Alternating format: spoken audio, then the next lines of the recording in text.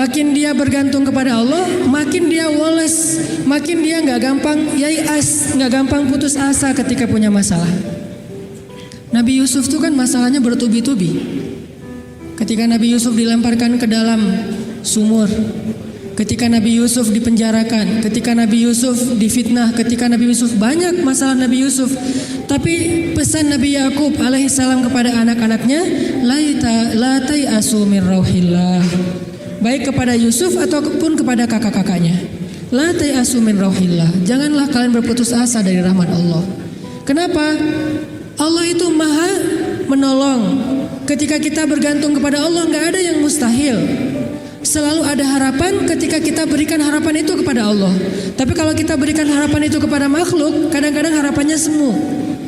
Karena makhluk itu, manusia itu sifatnya kullu man 'alaiha fan. Gak ada yang bisa benar-benar total, gak ada yang bisa benar-benar abadi, itu gak bisa.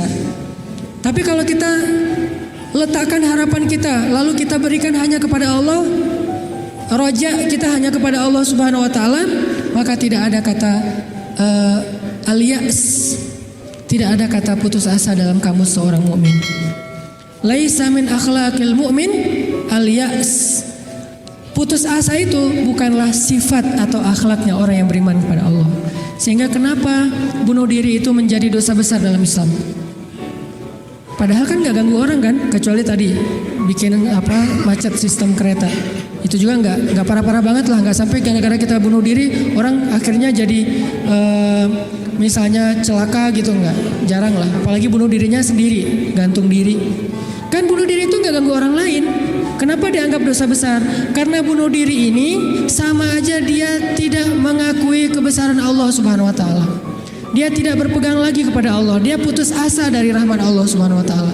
Padahal Allah selalu mengatakan la tayasu, jangan putus asa. Aku kasih nih, aku kasih. Tapi dia bilang enggak akan dikasih. Berarti dia kufur kepada Allah Subhanahu Wa Taala dan merugikan dirinya sendiri. Ketika mentalnya kayak gini, walaupun akhlaknya baik, tapi dia tidak punya daya tahan menghadapi masalah, maka dia akan selalu mengakhiri masalahnya dengan cara bunuh diri. Dalam Islam kasus bunuh diri bisa dibilang hampir nggak ada kalau dalam sejarah Nabi dan para sahabat. Satu-satunya ada kasus bunuh diri itu bunuh diri dalam peperangan ada. Dia lagi dibacok, habis lagi bertempur terus dibacok sama musuh, banyak luka, nggak tahan dengan rasa sakit, kena kayak tombak gitu di perutnya, karena nggak kuat dengan rasa sakit, dia tekan lagi tubuhnya ke tombak itu supaya cepat mati. Lalu ketika dia sudah meninggal, orang-orang mengatakan dia itu pemberani, dia itu syahid, dia itu hebat. Kata Nabi tidak, dia di dalam neraka. Lalu para sahabat bertanya, kenapa ya Rasul kok dia masuk neraka? Padahal kita tahu dia meninggalnya dalam fi sabilillah. Kata Nabi karena dia nggak bersabar terhadap ujian dari Allah Subhanahu Wa Taala. Sakit, ya udah daripada saya nggak kuat nahan sakit, mending sekalian mati nih. Itulah al-ya'as. Dan itu tidak ada dalam kamus orang yang yakin kepada Allah, beriman dan bergantung kepada Allah Subhanahu Wa Taala. Jadi kalau kita mau belajar kepada orang Jepang, ada yang kita bisa belajar banget, yaitu moralnya, kedisiplinannya, kebersihannya. Tapi tetap ada satu hal yang fatal yang mereka tidak punya, yaitu Tuhan. Mereka nggak percaya kepada Tuhan. Kalaupun ada agama, kata teman-teman di sana, lahirnya sebagai orang agama Shinto kalau nggak salah, terus nikahnya sebagai agama Katolik kalau nggak Protestan, matinya sebagai agama Buddha. Jadi gonta-ganti itu. Kenapa gonta-ganti? Karena buat mereka agama itu hanya sekedar culture. Mereka tidak menyebut Islam sebagai agama Islam, tapi budaya Islam. Mereka tidak mengenal nilai-nilai ideologis, yang mereka tahu adalah nilai-nilai budaya, adat istiadat atau culture. Sehingga buat mereka pindah-pindah culture itu bagian dari kebijaksanaan. Kayak kita misalnya, saya nih orang Aceh, ketika saya berada di Sunda, di mana bumi dipijak, di situ langit dijunjung. Itu kan wise kan? Ketika kita menghargai budaya tempat kita tinggal, keramahan keramahan lokal atau apa gitu. Nah ini kan kearifan lokal. Arif kan bijaksana nih. Nah, karena mereka menganggap agama itu hanya sekedar culture, maka arif menurut mereka itu ketika kita bisa beradaptasi dengan semua momen-momen culture itu. Masa-masanya Valentine, mereka jadi orang Kristen. Masa-masanya hari tertentu, misalnya hari besar Cina, misalnya mereka jadi orang Buddha. Masa-masa tertentu mereka jadi orang Shinto dan segala macam. Yang nggak ada menjadi orang Muslim. Jadi karena nggak bisa dimix nih, satu-satunya yang nggak bisa dimix menurut mereka cuma culture Islam. Yang lain bisa dimix, culture Islam nggak bisa dimix sama mereka, sehingga nggak bersentuhan langsung. Ini artinya mereka melihat semua itu hanya sekedar moralitas, bukan sebuah nilai ideologis yang menguatkan mental, bukan. Sekedar moralitas.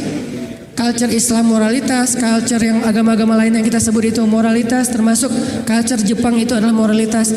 Tapi mentalnya lemah, sehingga ketika mereka punya masalah dalam dirinya, mereka nggak punya pertahanan sama sekali. Sedangkan kita melihat ad-din, melihat Islam adalah sebuah nilai yang membangun mentalitas kita.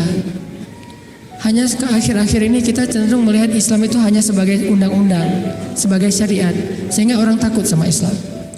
Seolah-olah kalau kita mau menegakkan Islam, yang kepikiran itu cuma kisos, yang kepikiran itu cuma cambuk. Padahal Nabi menerapkan itu juga akhir-akhir setelah mentalitasnya udah mantep nih. Setelah pemahaman agamanya udah komprehensif, setelah diedukasi, baru kemudian penutupnya adalah menyempurnakan keadilan dengan cara menegakkan hukum. Kalau ada orang yang bilang misalnya, ngapain sih Tuhan katanya pengasih tapi kok menciptakan neraka? Sebetulnya jawabannya logis banget dan sederhana kan? Karena tanpa ada surga neraka tidak ada keadilan. Kemana larinya orang-orang yang berbuat jahat dan zalim kalau tidak ada neraka? Maka kalau semuanya masuk surga, yang zalim sama yang terzalimi, lalu di mana keadilan? Kalau gitu kita mending jadi orang jahat aja, toh masuk surga juga kan? Mending kita ambil aja hak orang lain, toh nanti di akhirat juga tetap masuk surga. Kalau gitu di mana ada keadilan? Keadilan Allah itu justru menciptakan surga dan neraka. Cuman pintu surga lebih banyak daripada pintu neraka. Dan Allah selalu memberikan peluang untuk selamat dari api neraka dengan cara mengampuni dosa. Allah Maha Adil. Allah nggak mengatakan kalau udah cap neraka udah nggak akan lagi berubah, enggak. Kalau kamu buat dosa sekali nggak akan diampuni, pasti masuk neraka, enggak. Disitulah Maha Rahman. Selain Allah adil, Allah juga Rahim, Rahman, Rauf, apalagi banyak sifat-sifat Halim. Allah menciptakan keadilan dengan adanya surga, adanya neraka. Tetapi Allah selain adil, Allah juga Maha Pengasih. Dengan apa? Kalau ada yang berbuat dosa nggak langsung dihukum sama Allah. Kita sering buat dosa, emangnya langsung dihukum? Enggak. Kadang-kadang memang Allah langsung negur, tapi bukan hukuman. Karena kalau dihukum harusnya lebih dari itu. Kalau ditegur, karena kadang-kadang kita nggak sadar dengan cara-cara yang baik. Allah kasih sedikit, ada cemeti sedikit, biar kita dicambuk sedikit, ditoel dikit ya. Biar kita sadar. Supaya apa? Biar kita sadar. Biar dengan kesadaran itu kita menjadi lebih baik, lebih bermanfaat, lebih berkualitas hidupnya. Allah nggak langsung menghukum kita. Kalau Allah mau menghukum kita dengan dosa kita, kayaknya kita nggak ada yang berada di sini sekarang ini. Udah celaka dari dulu-dulu juga. Sekali kita minum, sekali kita narkoba, sekali kita berzina, sekali kita membunuh, sekali kita mengambil hak orang lain, udah langsung celaka. Kenapa masih bisa hidup? Kenapa masih bisa berada di masjid? Dan ini keistimewaan yang Allah kasih kepada kita. Orang yang sering nyakitin Allah masih diundang ke rumah Allah. Kan Allah baik banget tuh. Coba kita, ada yang sering nyakitin kita, mau diundang ke rumah kita? Di telepon aja kita reject terus, kalau perlu di blok, nggak bisa nelpon lagi, unfollow segala macam, left group. Allah kita sakitin berkali-kali, kita cuekin, kita selingkuhin dalam bahasa kita mah ya. Gimana selingkuhin? Selingkuhin akidah. Kita bilang percaya sama Allah, tapi kita jalan sama yang lain. Kita bilang inna sholati wa nusuki wa mahyaya wa mamati lillahi rabbil alamin. Itu kan sama aja kayak seorang cowok bilang ke cewek, aku nggak bisa hidup tanpa kamu. Iya kamu kan gitu. Inna sholati wa nusuki wa mahyaya wa mamati lillah, iya lillah gitu kan. Tapi kenyataannya kita merasa seolah-olah Allah nggak lihat, kita jalan sama yang lain. Allah tahu banget. Kalau perempuan mungkin nggak tahu kita jalan sama yang lain. Ketika nanti dia tahu, akhirnya dia shock, panik, dia luar biasa tersakiti. Tapi kalau Allah, setiap kita jalan sama yang lain tuh Allah ngelihat. Kita dekat sama yang lain, ke Allahnya enggak. Lah, yang kasih rezeki kan saya. Kenapa kamu terima kasihnya ke dia? Yang memelihara kamu kan saya. Kenapa kamu baiknya ke dia, kok saya enggak? Berbuat baik kepada hamba Allah, Allah senang. Tapi kenapa kepada Allah enggak? Ini agak-agak kurang fair nih. Ke makhluk yang enggak berjasa kita jadi baik. Ke Allah yang maha berjasa kita cuek. Malah kita menuduh Allah dengan tuduhan-tuduhan yang enggak pantas. Ngerasa Allah enggak penting dalam hidup kita. Kalau Allah enggak sabar, makanya Allah itu sabur. Apa arti sabur? Sabar banget. Allah itu sami. Apa arti sami? Dengar curhat banget lah. Kita pasti nggak kuat dengar curhat teman-teman kita.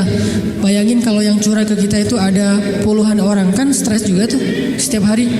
Allah dicurhatin miliaran orang setiap hari, coba. Bukan miliaran orang, miliaran makhluk, semuanya curhat kepada Allah. Yas'aluhu man fis samawati wal ardh. Semua yang ada di langit dan di bumi curhat kepada Allah. Tapi Allah mendengar semua curhat mereka seolah-olah mereka itu cuma satu orang doang gitu. Dan baru pertama kali curhat, akhirnya Allah mendengarnya tuh sami'un. Betah banget ngedengerin curhatnya. Betah banget Allah dengar curhat kita, nggak pernah. Kan kamu udah kemarin curhat, giliran atau dengan yang lain? Enggak kan?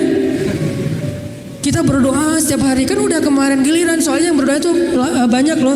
Kita di DM aja, di Japri aja kadang-kadang bete juga nih kalau udah dijawab sekali terus nanya lagi karena banyak banget yang bertanya. Kan agak capek tuh makhluk. Makanya kita nggak disebut sami'un, tapi kita sami'un. Allah sami'un, kita sami'un. Apa bedanya? Kalau sami'un senang mendengar, tapi tetap ada batasnya. Kalau sami'un pendengar banget, betah banget ngedengerin, nggak ada batasnya, nggak pernah Allah capek mendengar curhat kita. Lagian kadang-kadang kita yang dicurhatin ke Allah itu masalahnya itu juga belum selesai. Allah nggak pernah bilang belum selesai juga masalah yang kemarin, nggak pernah Allah ngomong gitu. Kayak berlarut-larut kamu teh masalah nggak beres-beres, Allah nggak pernah ngomong kayak gitu kan? Tetap aja hambaku ada apa, Allah mendengar. Dan bukan cuma mendengar, Allah yang ngedatangin kita ke langit dunia setiap sepertiga malam. Terus Allah bertanya, hal min dhi hajah, ada nggak di antara hambaku yang butuh sesuatu? Sini. Hal min taib, adakah di antara hambaku yang pengen taubat? Sini aku terima taubatnya. Hal min mustaghfir, adakah di antara hambaku yang pengen minta ampun? Sini aku ampuni dosanya. Allah datangin kita, Allah nawarin jasa kepada kita, masih kita bilang juga Allah nggak berjasa dalam hidup kita. Masih kita bilang kita nggak butuh Allah Subhanahu Wa Taala. Fa bi ayyi ala'i rabbikuma tukadziban. Jadi teman-teman, ada orang kadang dalam kehidupan kita itu berjasa banget sampai kita nggak bisa ngelupain dia. Salah satunya dalam hidup saya misalnya yang paling berjasa itu ibu nomor satu pastinya. Kedua istri. Orangnya ada soalnya di sini. Ibu, istri. Kalau selain keluarga, oke, itu keluarga. Selain keluarga, siapa yang paling berjasa? Dalam hidup saya itu salah satu yang cukup banyak ngebantu saya itu adalah salah satunya nih. Ada saudara saya, Ustadz Muhtarom namanya, dosen Unpad, tinggal di Antapani. Beliau yang pertama banget nampung saya ketika saya baru hijrah ke Bandung. Ketika saya nggak tahu tinggal di mana, nggak punya rumah kontrakan, ngontrak juga nggak bisa. Beliau nampung saya tinggal di rumah beliau beberapa lama di Antapani. Beliau kenalin saya dengan ibu-ibu Masjid Salim. Nih dari Mesir nih, mau nggak dengerin ceramahnya? Enak loh. Padahal saya juga masih bingung ceramahnya gimana ya. Nggak pernah ceramah. Sekali-kali ceramah yang kebalik kan Allah Shallallahu Alaihi Wasallam, Rasulullah Subhanahu Wa Taala. Sekali-kalinya ceramah kebalik saking nervousnya. Disuruh ceramah sama Ustadz Muhtarom, ini ceramah. Akhirnya ibu-ibu ngundang-undang saya awal-awal dikenalin di Bandung. Berjasa banget. Sehingga kalau misalnya beliau miss call, nggak keangkat sama saya, langsung saya telepon balik. Kalau beliau SMS, langsung saya read, langsung typing, langsung bales. Kenapa? Karena saya merasa beliau berjasa dalam hidup saya. Adakah yang lebih berjasa dalam hidup kita daripada Allah Subhanahu Wa Taala? Toh beliau juga hamba Allah. Allah yang mengirim beliau untuk saya.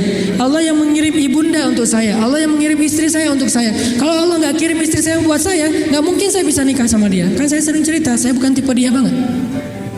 4 pantangan pada diri dia tuh ada di saya. Ya Allah, jangan itu, jangan itu, jangan itu, jangan itu ada di saya semuanya. Coba kalau Allah nggak membolak-balikan hati dia, mana mungkin saya nikah sama dia kan? Kayak mustahil gitu, karena bukan tipe dia banget. Ya Allah, jangan yang orang Sumatera, jangan brewokan, jangan yang dop. Udah dop, brewokan pula. jangan anak pesantren karena mungkin beda kebiasaannya, terlalu soleh kali menurut dia gitu ya. Empat-empatnya ada pada diri saya, terutama yang DOP dan Sumatera nih. Orang Sumatera kuliah di Mesir, dan Mesir mah Sumateranya Arab. Arab itu kayak kita, ada Sundanya, ada Jawanya, ada Betawinya, ada Sumateranya. Mesir itu Sumateranya Arab. Di Mesir tuh nggak ada cerita kita nungguin bus di halte tuh nggak ada. Yang ada ngejar bus. Bus tuh nggak pernah berhenti untuk ngangkut penumpang, nggak ada tuh. Bus ngeliat kita lagi nungguin malah dia iseng, makin dicepetin. Akhirnya kita kejar, wah, cowboy banget lah kehidupan di Mesir mah. Dia cuma berhenti kalau yang nungguin itu ibu-ibu. Kenapa? Karena ibu-ibu di Mesir itu raja. Nggak ada yang berani sama ibu-ibu. Bener-bener queen tuh kalau ibu-ibu teh. Di Mesir ibu-ibu belanja nih ya. Mang, apa bahasa Arabnya? Gitulah pokoknya. Mang, itu saya pengen ikan gitu ya. Oh iya ya.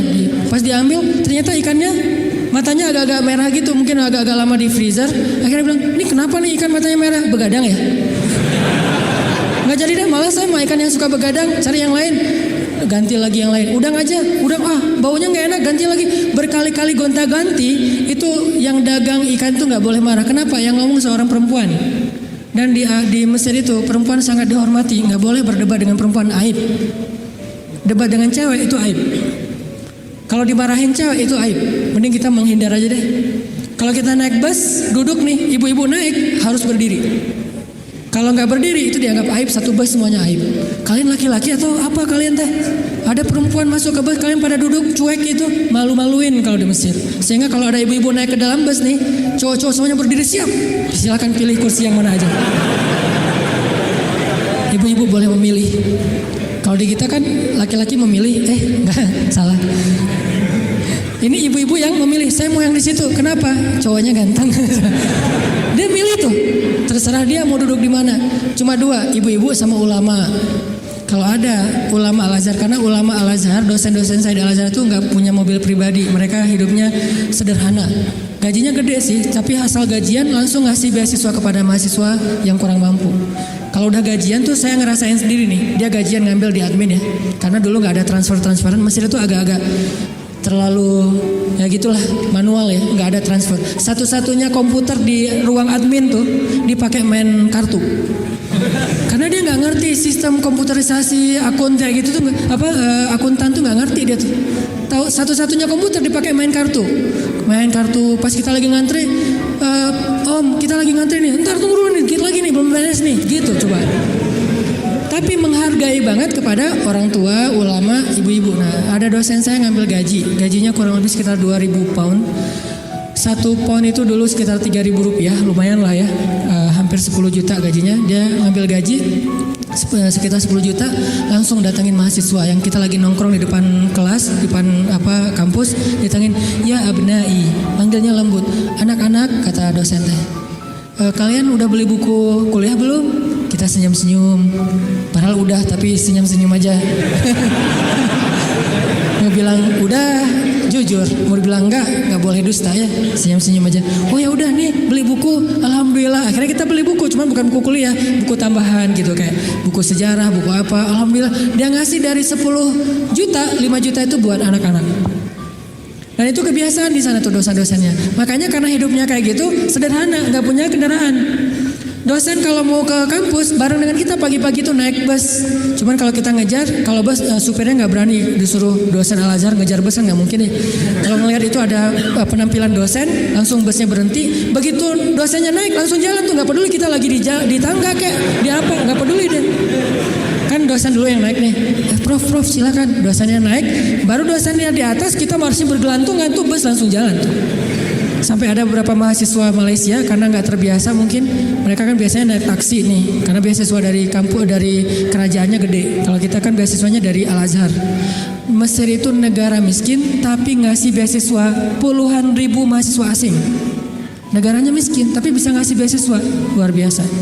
Nah Malaysia nggak dikasih. Negara yang tidak dikasih beasiswa di Asia itu Malaysia dan Brunei, karena dianggap udah sejahtera. Akhirnya mereka terbiasa naik taksi nih. Begitu mahasiswa Malaysia sekali naik bus, nggak terbiasa naik bus ala-ala Mesir gitu, turunnya membelakangi arah jalannya bus. Kebayang kan? Melundung gitu kan? Kita mahasiswa Indonesia ketawa-ketawa aja, wah lucu. Kalau kita kan udah biasa koboi ya, kejar bus, terus turunnya sambil lari. Kadang-kadang kalau bawa barang itu barangnya dilempar dulu ke dalam bus, langsung dikejar naik gitu. Udah biasa lah kayak gitu-gitu di Mesir. Tadi cerita apa tadi teh? Hubungannya? Ya gitulah, nggak ada hubungannya. Pokoknya balik lagi ke tema ya. Intinya ketahanan hati kita itu ketika kita dekat kepada Allah Subhanahu wa taala. Jadi nggak ada ceritanya dalam kamu seorang mukmin ada masalah baper udah gitu bunuh diri, nggak ada. Tergantung tawakal kita kepada Allah. Coba rasain ketika kita lagi ngerasa enak nih hubungannya sama Allah, sama ketika kita lagi jauh dari Allah, terus dua-duanya dikasih masalah, mana yang lebih nyaman buat kita? Kalau kita pas lagi dapat masalah, pas lagi dekat sama Allah, itu akan bertahan banget. Saya pernah ngerasain itu. Saya karena kan sering ditolak ya ceritanya ya, curhatlah dikit lah ya. Kalau ditolaknya lagi jauh dari Allah, itu baper. Tawaf Sungai Nil kan, mau loncat, aduh dalam takut ada apa kuda Nil gitu, nggak loncat, buat apa lagi hidup kalau kayak gini ya. Kenapa kayak gitu? Lemah gara-gara jauh dari Allah. Kalau ditolak pas lagi dekat sama Allah, nggak apa-apa. Yang penting jangan ditolak sama Allah kan gitu. Ditolak, ya Allah pasti engkau mau ganti yang lebih keren ya. Husnuzon kan, aku tergantung prasangka hambaku. Ya udah bertahan. Orang makin dekat sama Allah makin tough, makin bisa survive dalam menghadapi masalah. Makin tuh. Kenapa? Karena survive seseorang dalam menghadapi masalah itu bukan soal dia punya uang atau enggak, dia punya teman atau enggak, dia sehat apa enggak. Soal mentalnya, hatinya kuat enggak menghadapi masalah. Baru dia bisa tahap dan survive. Ada orang yang secara fasilitas hidup udah nyaman, kenapa masih bunuh diri? Termasuk tadi tuh di Jepang itu kan jaminan sosial tinggi banget ya, luar biasa ya. Sampai ada teman saya bukan hanya berlaku untuk warga Jepang, untuk warga asing yang kerja di Jepang tetap dapat jaminan sosial karena pajaknya tinggi. Ada teman saya yang ngelahirin, setelah dia nikah hamil lahir, itu anak biaya ngelahirnya ditanggung pemerintah, terus ibunya boleh cuti selama 6 bulan, tapi tetap dapat gaji full setiap bulan. Cuti 6 bulan, gaji fullnya setiap bulan. Ditambah lagi dengan bonus karena udah punya anak. Dikasih bonus, jadi punya anak dikasih bonus. Makanya di sana tuh kayaknya orang menikah itu semangat ya, nggak pengen istiqomah jomblo lah ya. Karena jomblo nggak ada bonus di sana. Begitu nikah dapat bonus, begitu punya anak dapat bonus. Tapi ada batasannya, anak nggak boleh banyak-banyak juga. Makin nambah anak, makin nambah pajak. Jaminan sosialnya tuh tinggi. Tapi kenapa kok malah gampang putus asa? Padahal secara fasilitas hidup sudah tercukupi. Mental, mungkin secara etika keren lah, pokoknya ngacung jempol pokoknya. Tapi kalau mentalnya lemah, kosong, ada yang gersang di dalam hatinya karena tidak diisi dengan kata Allah di dalam hati mereka. Di satu sisi kita perlu belajar kepada mereka, di sisi yang lain mereka perlu belajar kepada mukmin. Salah satunya mukmin di Indonesia. Ketika kita jauh dari Allah, mulai naik tingkat kriminal, mulai naik tingkat bunuh diri, mulai banyak orang yang putus asa, mulai banyak orang yang mengeluh, terjadilah krisis sosial. Itu ketika jauh dari Allah. Sejak kapan dalam persepsi kita miskin itu masalah? Di zaman Nabi miskin itu bukan masalah. Masalah itu fakir, bukan miskin. Di zaman Nabi malah berdoa jadi pengen jadi orang miskin. Ya Allah, hidupkan saya sebagai orang miskin, matikan saya sebagai orang miskin, bangkitkan saya bersama orang miskin. Nabi itu cuma bilang hampir-hampir kefakiran itu menyebabkan orang kufur. Itu teks hadisnya, kadal fakru ayyakuna kufran, bukan miskin jadi kufur. Nggak ada teks kayak gitu. Terjemahan kita yang keliru. Orang miskin itu dekat dengan kekufuran. Nggak ada teks hadis kayak gitu. Yang ada fakir dekat dengan kekufuran. Terus apa bedanya miskin dengan fakir? Miskin itu kurang harta, kalau fakir itu kurang syukur. Makanya Nabi dalam konteks miskin malah berdoa pengen jadi orang miskin supaya hisabnya gampang. Tapi kalau dalam konteks fakir, Nabi malah bertauz, Allahumma inni a'udzubika minal fakri. Ya Allah, aku berlindung kepadamu dari kefakiran. Maksud kefakiran di dalam doa Nabi itu bukan kurang harta, tapi kurang syukur, kurang qanaah dengan apa yang diberikan Allah Subhanahu wa taala. Mental. Makanya salah satu misi Allah menurunkan Islam, mengutus Nabi Muhammad SAW itu adalah membangun mentalitas manusia yang kita sebut dengan mukmin muslim. Mentalnya yang dibangun, sehingga dengan mental itu lahirlah kebaikan-kebaikan yang sifatnya moral, kebaikan yang sifatnya akhlak, kebaikan yang sifatnya ritual ibadah, tapi semuanya berawal dari mental, termasuk sabar mental. Yang menyebabkan seseorang gak gampang panik mentalnya, dan mental itu tergantung keyakinan dia kepada Allah Subhanahu wa taala.